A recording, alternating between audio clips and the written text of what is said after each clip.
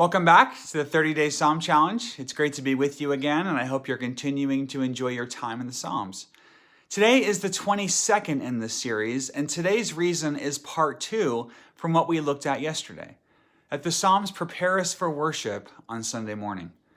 You'll recall that I introduced to you Psalms 120 to 134, which are known as Psalms of Ascent.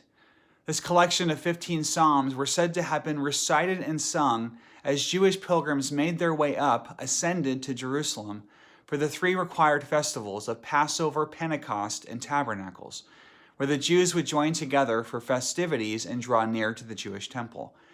It was also believed the priests would recite these as they approached the temple, walking up its steps. You see signs of this in Psalm 122. That is where the tribes go up, the tribes of the Lord, to praise the name of the Lord according to the statute given to Israel. The Jewish temple held a special place in the hearts and minds of God's people. A biblical scholar named E.P. Sanders points out that for the Jewish people, the temple was holy not only because the holy God was worshipped there, but because he was there. This was deeply personal. They understood that to be in the temple worship was sacramental, because the priest could bring sacrifices to atone for the people's sins, and the people could worship in that space. And God was in fact there, and it was even his home. The Apostle Paul tells us that we are the temple of the Holy Spirit.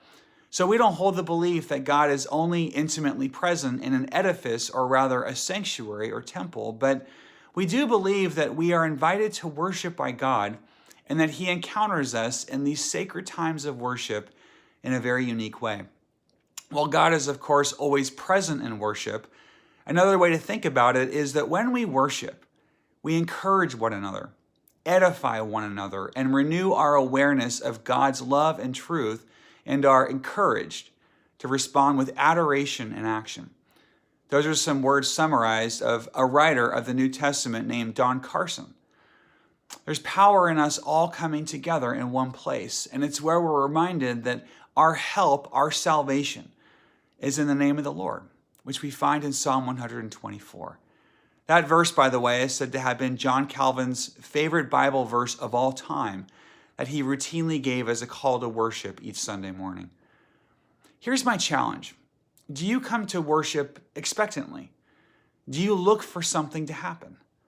The Jewish people used Psalms of Ascent for preparation to be with God's people, and also to meet with God. As you arrive, do you come eagerly? Do you come expectantly? Take some more time reading a handful of Psalms in 100 to 134, the Psalms of Ascent. Look at the psalmist's expectancy as he makes the journey to worship. Consider his deep love and devotion to God and the ways of God. What do you come seek when you arrive in worship? What will you look for God to do in your life?